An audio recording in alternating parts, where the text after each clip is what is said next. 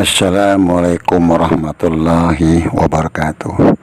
Marilah kita panjatkan puji syukur kita kehadirat Allah Subhanahu wa Ta'ala yang telah memberikan satu kenikmatan, keberkahan pada diri kita semua. Juga kita tidak lupa mengucapkan salawat dan salam kepada junjungan baginda Nabi kita yang mulia, Nabi Muhammad SAW, beserta keluarganya, juga para sahabat dan pengikutnya yang senantiasa istiqomah. Izinkan Abah untuk mengucapkan banyak-banyak terima kasih kepada saudara-saudara Abah yang telah membantu subscribe, like, comment, share. Karena subscribe itu gratis, mohon dibantu. Bagi saudara-saudara Abah yang ingin membantu channel Abah, silakan membuka di deskripsi ada Saweria. Dan Abah selalu mendoakan saudara-saudara Abah dimanapun berada dalam lindungan Allah Subhanahu wa Ta'ala, dimudahkan rezekinya dan diberikan kesehatan sekeluarga. Hanya Allah lah yang bisa membalas kebaikan saudara-saudara. Amin amin ya robbal alamin. Kebenaran datangnya dari Allah Subhanahu wa Ta'ala, kekurangan dan kesalahan tentu datang dari Abah, mohon dimaafkan. Untuk konten ini Abah membuat judul Manusia Pilihan Satria Piningit dalam 2 skenario. Begitu banyaknya pembahasan tentang sosok manusia pilihan. Yang kemarin banyak yang bertanya tentang sosok yang sedang viral, tentu sudah Abah jawab di video kemarin. Dalam suatu hari Abah berpikir, begitu banyak yang sudah mengatakan berbagai pendapat dengan mengatakan sosok tersebut dengan keyakinan apakah itu benar atau sekedar mengada-ada. Mari kita berpikir secara akal sehat. Sampai saat ini Abah meyakini tidak ada manusia satupun yang bisa memastikan pada sosok manusia pilihan tersebut, apalagi jati diri seseorang, walaupun begitu banyaknya orang-orang yang diperjalankan. Dan yang diperjalankan pun tidak bisa memastikan dirinya lah yang selama ini dibicarakan. Abah katakan dengan keyakinan, mari kita berpikir secara akal sehat. Akankah semudah itu bisa mengetahui sang sosok manusia pilihan yang banyak dibicarakan? Ingat, Allah Subhanahu wa Ta'ala tidak menyukai sifat takabur. Tentang manusia pilihan apapun sebutannya, dalam skenario yang berbeda, tentunya beliau saat ini adalah manusia biasa yang hidup di dunia saat ini. Tentunya ada dua skenario yang sedang berjalan. Satu skenario datang dari Allah Subhanahu wa Ta'ala yang beliau sedang dipersiapkan dengan segala ketentuan dan ketetapan Allah Subhanahu wa Ta'ala, dengan segala kehendak Tuhannya, bukan kehendak dirinya. Suka tidak suka beliau terima, dan segala konsekuensinya beliau terima, dan berbagai ujian yang beliau alami. Beliau diperjalankan selama ini dengan berbagai keperihan dalam kehidupannya, bukanlah kenikmatan, tapi beliau akrab dengan penderitaan yang dialaminya. Tentunya hanya Allah Subhanahu wa Ta'ala yang mengetahuinya.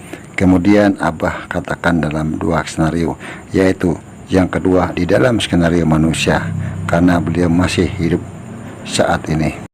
Tentunya skenario manusia beliau alami, kita lihat sama-sama saat ini apa yang terjadi.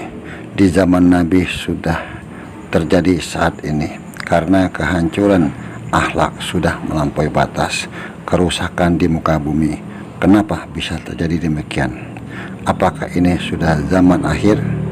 Kenapa kerusakan akhlak sudah sangat sulit dicerna dengan akal? Atau kita sudah lupa kepada sang pencipta alam semesta ini?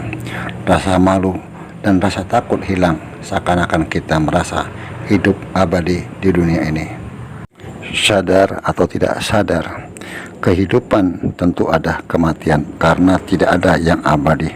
Dan apa yang kita bawa nanti sebagai bekal nantinya, dan semuanya akan dipertanggungjawabkan apapun yang kita lakukan, apapun bentuknya.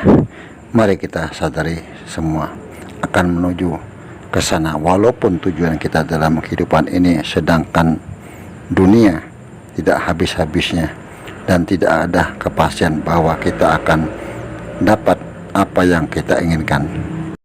Kesuksesan seorang bukan dari manusia itu, tapi Allah Subhanahu wa Ta'ala memudahkan dengan segala keinginannya kita dengan berbagai cara apapun yang kita lakukan untuk mencapai suatu keinginan, karena Allah Subhanahu wa Ta'ala Ar-Rahman Ar-Rahim, pengasih dan penyayang.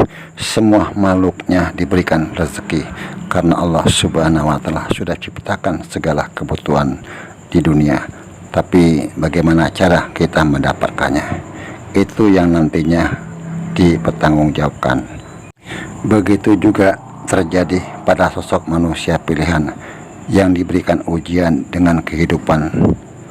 Tentu hanya Allah Subhanahu wa Ta'ala yang mengetahuinya, karena beliau dalam ketentuan dan ketetapannya Allah Subhanahu wa Ta'ala. Tentunya Allah yang mengatur tentang kehidupannya, walaupun begitu banyak penderitaan yang beliau alami. Tentunya Allah Subhanahu wa Ta'ala cukupkan kebutuhannya. Manusia pilihan Abah umpamakan seperti wadah yang dibersihkan dari segala kotoran yang ada di dalam dirinya secara lahir maupun batin. Dalam tapakur Abah seperti itu beliau alami saat ini bukanlah kenikmatan berupa fasilitas yang beliau dapatkan, karena banyak sudah yang mengira-ngira sosok tokoh yang dipilih oleh manusia sehingga ujung-ujungnya kecewa karena pada akhirnya terlihat keasliannya. Begitu juga kalau Allah Subhanahu wa Ta'ala berkehendak, silakan hidup sesuka hatimu dan berbuatlah sesuka dirimu. Dengan berbagai skenario kita lakukan, pada suatu saat akan terlihat baik atau buruk, salah dan benar, karena Allah Subhanahu wa Ta'ala sebaik-baik pembuat skenario. Saat ini dua skenario sedang berlangsung antara skenario manusia dan skenario Tuhannya.